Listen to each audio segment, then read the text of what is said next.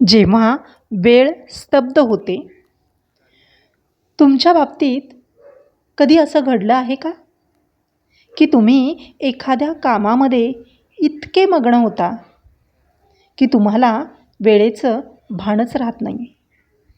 जेव्हा एखादी व्यक्ती पाण्यामध्ये उडी मारते तेव्हा तिला फक्त त्या पाण्याचा गारवा जाणवत असतो आणि पाण्यामध्ये शरीराचा होणारा प्रवेश जाणवत असतो. जेव्हा काम आणि काम करणारा हे एकरूप होतात तेव्हा वेळेचं भान राहत नाही. जेव्हा अल्बर्ट आइन्स्टाईन यांना वेळेच्या सापेक्षतेविषयी विचारलं तेव्हा त्यांनी असं सांगितलं की तुमचा हात विस्तवावर ठेवाल तर तुम्हाला 1 मिनिटही तासाभरासारखा वाटेल आणि जर तुम्ही एखाद्या सुंदर मुलीचा हात हातात धराल तर तुम्हाला 1 तासही मिनिटासारखा वाटेल. हीच वेळेची सापेक्षता आहे. खरं सांगायचं तर प्रत्येक इचिगो इची क्षण आपल्याला वेळेच्या पलीकडे घेऊन जातो.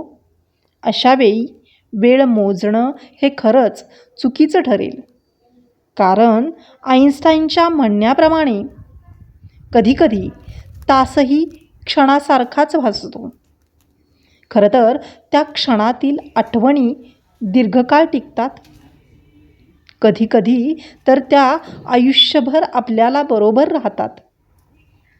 याचं कारण हेच आहे की जेव्हा आपल्याला फ्लोचा अनुभव येतो तेव्हा आपण जीवनाशी समरस होतो. अशावेळी आपल्यासाठी वेळ गायब होते. खरं सांगायचं तर वेळच काय पण पूर्ण जगच गायब होतं.